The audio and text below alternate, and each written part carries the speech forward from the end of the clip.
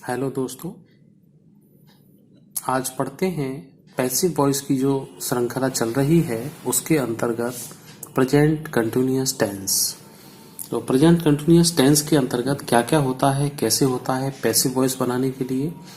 इससे पहले 2 वीडियो और हैं, ये वीडियो का तीसरा पार्ट है। तो जिन्होंने नहीं देखा है वो पहले को भी देख सकते हैं, और ना भी देखा हो तो मैं इसमें समझा रहा हूँ आपको। तो पैसिव वॉइस के अंतर्गत चलते हैं प्रेजेंट कंटिन्यूअस टेंस को। इंडेफिनिट और सामान्य परिचय इंट्रोडक्शन का पहला वीडियो है, उसको आप देख सकते हैं चाहे तो। इसके अंतर्गत जो पहचान होती है सेंटेंस की वो कैसे होती है। तो जो हिंदी का सेंटेंस होता है, मैं हिंदी इंग्लिश दोनों में आपको समझाऊंगा तो आराम से समझिएगा। वर्ब के बाद हिंदी के सेंटेंस में ये लिखा होता है, जैसे पाठ पढ़ाया जा रहा है, कपड़े धोए जा रहे हैं, ठीक है, दुकानें सजाई जा रही हैं। तो सजाना और जा रही है, तो ये पीछे से ये जरूर होना चाहिए उस जगह पर आपके वर्ब के बाद हिंदी के सेंटेंस में। तो समझ लीजिए कि वो सेंटेंस पैसिव का अंतर्गत है। अब देखिए इसके अंदर हेल्पिंग वर्ब क्या रहेगी। हेल्पिंग वर्ब देखिए इसमें is, are, am plus being, और वर्ब की थर्ड फॉर्म तो रहेगी ही, आपको पता है। अब इसके अकॉर्डिंग जो सेंटेंस बनेगा वो कैसे रहेगा, देखिए सब्जेक्ट, हेल्पिंग वर्ब, और हेल्पिंग वर्ब में दोनों ही चीजें शामिल हैं। चलो मैं लिख देता हूं, बीइंग,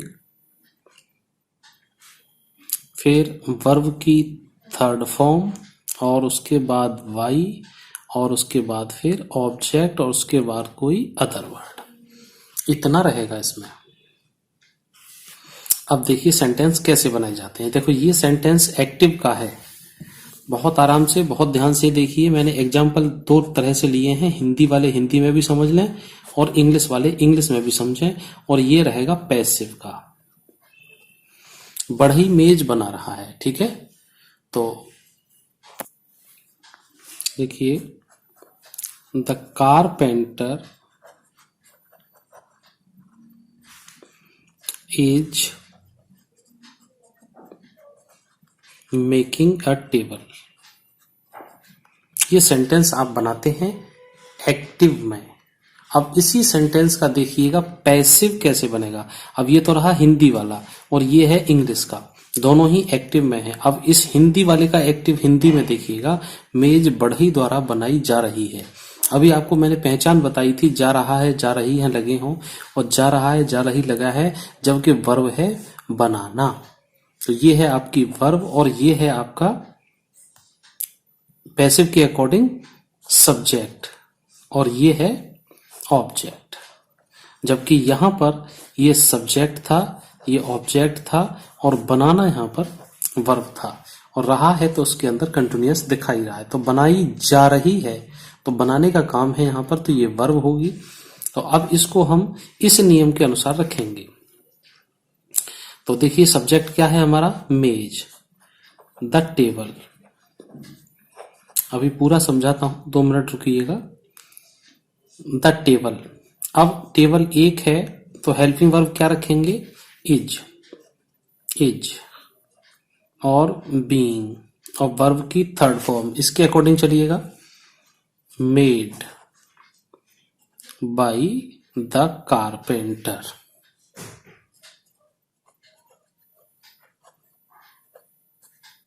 फुल स्टॉप। अब दूसरे तरीके से और समझाता हूं मैं आपको। होता क्या है, इसमें सब्जेक्ट को ऑब्जेक्ट बना देते हैं। ये आ गया ऑब्जेक्ट यहां पे, ये यहां पे सब्जेक्ट था, ये ऑब्जेक्ट हो गया। ये यहां पर ऑब्जेक्ट था, ये यहां पर सब्जेक्ट हो गया। ये ध्यान रखें, जो वर्ब है वो यहां पे आ गई अपने साथ बीइंग लेकर, क्योंकि हमने क्या बताया था, इज एम आर के साथ बीइंग भी जोड़ना है। Is being, are being, am being, तो ये इज बीइंग हो गया। वर्ब है मेक, मेकिंग, और मेक का थर्ड फॉर्म लेंगे मेड यहां पर, तो वर्ब अपनी जगह पे आ गई। तो इस तरह से ये पैसिव वॉइस तैयार हुआ। हिंदी और इंग्लिश दोनों में मैंने आपको समझा दिया। अब आराम से चलते हैं इसके नेगेटिव की तरफ। ठीक है, तो नेगेटिव कौन से वाले सेंटेंस होते हैं? नेगेटिव वो होते हैं जिनमें नहीं शब्द लगा हुआ हो, जो नहीं वाले होते हैं। इसमें क्या करना है आपको? सब्जेक्ट के साथ हेल्पिंग वर्ब और उसमें बीच में नॉट जोड़ते हुए तब भी इनको लगाना है, और फिर वर्ब की थर्ड फॉर्म लगानी है, उसके बाद वाई और फिर ऑब्जेक्ट और फिर कोई अदर वर्ड अगर है तो। ये हमारा एक तरीका बन गया, सूत्र सा टाइप का बन गया जिसपे हमको चलना है। अब देखिए फिर यहां भी वही तरीका, ये एक्टिव का सेंटेंस और ये पैसिव का सेंटेंस। पहले हिंदी में समझिए, डाकिया, डाकिया है ये, डाकिया डाक या पत्र एक ही बात है। डाकिया पत्र नहीं बांट रहा है और डाकिया द्वारा पत्र नहीं बांटे जा रहे हैं। अब ये सेंटेंस कैसे बनेगा देखिएगा। तो पहले एक्टिव वाला सेंटेंस बनाते हैं। तो कौन डाक बांट रहा है? डाकिया। तो postman is not distributing the letters. दिख रहा है? हाँ, the postman is not distributing the letters. डाकिया डाक नहीं बांट रहा है। अब इसी सेंटेंस को हिंदी वाले को हिंदी में बनाया हमने, डाकिया द्वारा पत्र नहीं बांटे जा रहे हैं। और इस अब हिंदी इंग्लिश वाले को यहां लेते हैं हम पैसिव में। तो ये इसका सब्जेक्ट है, इसको हम पीछे ऑब्जेक्ट ले जाएंगे। क्या बांटा जा रहा है? लेटर। ये यहाँ उसका ऑब्जेक्ट है, ये इसकी वर्ब है, ये इसकी हेल्पिंग वर्ब है और ये इसका एडवर्ब है। देखिए अब क्या करना है। तो the letters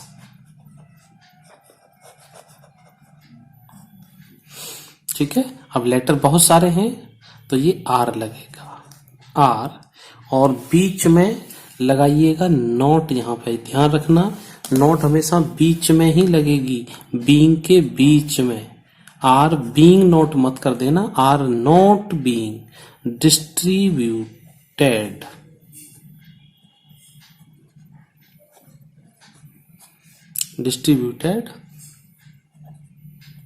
bye the postman. उम्मीद करता हूं आप समझ पा रहे होंगे। ये मैंने इसलिए रेड करके दिखाया है कि आर और बीइंग के बीच में ही नॉट आएगा। इसको यहां पे मत लगा देना, गलत हो जाएगा। आगे चला जाए। अब देखते हैं इंटेरोगेटिव। इंटेरोगेटिव में कैसे होना है। इंटेरोगेटिव दो प्रकार के होते हैं, आप जानते हैं। हालांकि बहुत से टीचर और स्टूडेंट उसको एक ही उसमें गिन लेते हैं, लेकिन मैं आपको दोनों ही तरह से समझाऊंगा। एक होते हैं ये क्या वाले इंटेरोगेटिव, फर्स्ट होते हैं क्या वाले, या ऐसे कह सकते हैं जिन सेंटेंस का आंसर यस और नो में आ जाए, वो कहलाते हैं सिंपल इंटेरोगेटिव या फर्स्ट टाइप के इंटेरोगेटिव। क्या वे सेब खा रहे हैं? है ये है। क्या वे सेब खा रहे हैं? अब इसका सूत्र पहले बना देता हूं मैं आपको।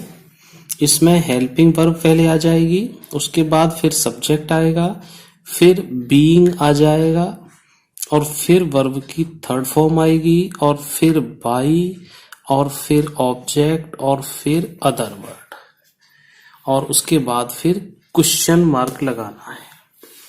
देखिए ये एक्टिव का है और ये पैसिव का है। दोनों चीजें ध्यान से देखिएगा, सुनिएगा, समझिएगा।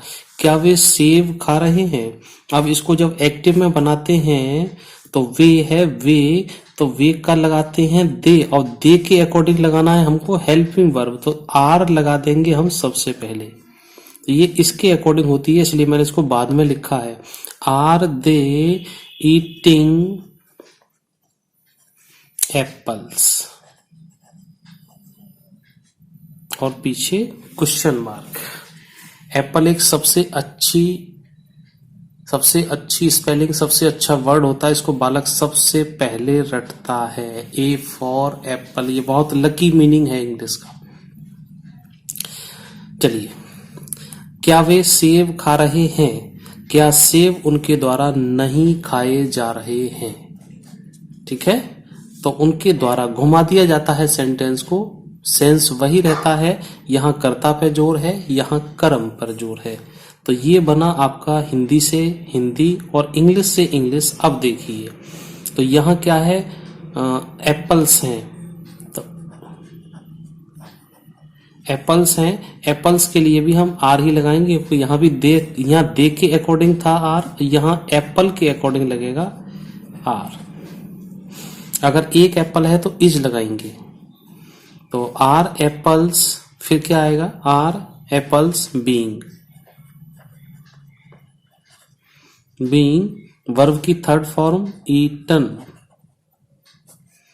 बाई, पूरा फॉर्मूला लिखा हुआ है, बाई किसके द्वारा, उनके द्वारा, बाई दे का ऑब्जेक्ट क्या हो जाता है, देम, और पीछे क्वेश्चन मार्क। अब आपको एक चीज और समझा दूं मैं इसी सेंटेंस कर, क्या वे सेब नहीं खा रहे हैं, अगर यहां बीच में नहीं शब्द आ जाए, अगर मेरा वीडियो बड़ा हो रहा है तो समझ लीजिए कुछ न कुछ उसमें सीखने के लिए मिलेगा।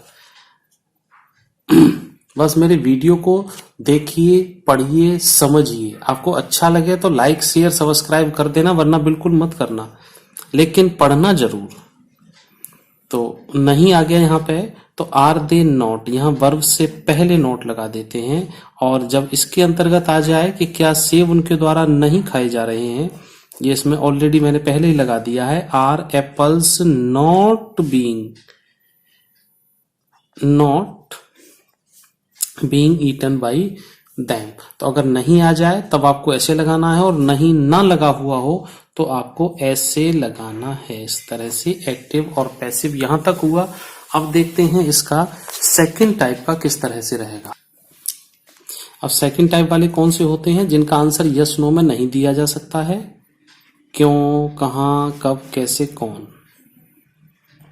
ठीक है, ये अब आप सब जानते हैं। तो इसमें सबसे पहले हम लोग WH वर्ड लेंगे, ठीक है, उसके बाद फिर हेल्पिंग वर्ब रहेगी, उसके बाद फिर सब्जेक्ट रहेगा, उसके बाद फिर बीइंग रहेगा, फिर वर्ब का थर्ड फॉर्म, फिर बाई, और फिर ऑब्जेक्ट, और फिर अदर वर्ड, और फिर क्वेश्चन मार्क।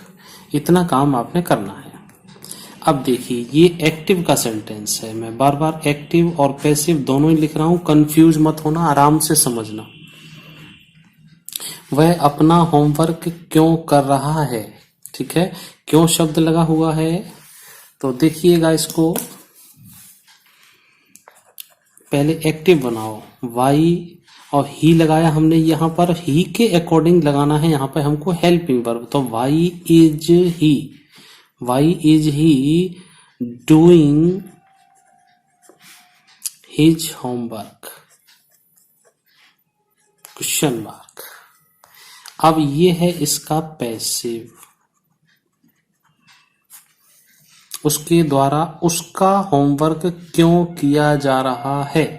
तो देखिए, अब इस नियम के अनुसार चलेंगे, तो भाई, अब यहां ऑब्जेक्ट क्या है, उसका हिज होमवर्क, तो ऑब्जेक्ट को यहां सब्जेक्ट की जगह लेके आएंगे, हिज होमवर्क। हिज होमवर्क कितना है, एक, इसलिए इज लगाएंगे यहां पे, वाई इज हिज होमवर्क। फिर क्या आएगा, सब्जेक्ट के बाद बीइंग लगाइए, और होमवर्क करने की डन, डू का third form done, being done by, और ही का सब्जेक्ट है तो यहां हो जाएगा हिम, और पीछे क्वेश्चन मार्क। फिर एक चीज देखिए, वह अपना काम क्यों नहीं कर रहा है। अगर आपको नहीं भी आ जाए यहां पे लगाने के लिए, तो वाई इज ही नॉट यहां लगेगा, इज के साथ नहीं लगेगा। उसके द्वारा उसका होमवर्क क्यों नहीं किया जा रहा है, तो आपको कहां लगाना है, वाई इज के साथ नहीं लगाना, he his homework not being done, ये नॉट यहां पे लगेगी। फिर से देख लो पहचान, जा रहा है, जा रही सब में आ रहे हैं, लेकिन यहाँ पे रहा है, यहाँ जा रहा है, और वर्ब है मेन, ये काम को करना, वर्ब के बाद जा रहा है, जा रही है लगे हुए हों, समझ लीजिए सेंटेंस लगभग पैसिव में ही जाएगा, ठीक है। एक और सेंटेंस आपको दिखाता हूं, why are you reading this book, तो इसको चेंज करिएगा यहां पर वाई, ये इसके अंदर हेल्पिंग वर्ब है, ये इसके अंदर सब्जेक्ट है, वर्ब है और ये ऑब्जेक्ट है। अब आप चेंज कीजिए वाई, अब हेल्पिंग वर्ब भी इसके अनुसार आएगी, किसके अनुसार, दिस बुक के अनुसार। Why is this book being, और रीड की third form read, being read by, और यू का ऑब्जेक्ट भी होता है यू, और पीछे क्वेश्चन मार्क। तो ये आपको मैंने पूरे पढ़ा दिए हैं। आपके पास जो भी किताब है, जैसी भी किताब है, उसमें पैसिव वॉइस दिए होंगे हिंदी में या इंग्लिश में, आप दोनों तरह से उनको बनाइएगा, कीजिएगा। कोई भी दिक्कत है मुझे कमेंट बॉक्स में बताइएगा। और आपको मिलते हैं अब अगले वीडियो में प्रेजेंट परफेक्ट के पैसिव वॉइस वाले में। तो चलिए दोस्तों, धन्यवाद। आपने देखा, आपको अच्छा लगा हो तो लाइक शेयर कर सकते हैं आप, लेकिन सीखते रहिए, बने रहिए मेरे साथ, ये सबसे बड़ी चीज है। Thanks for watching.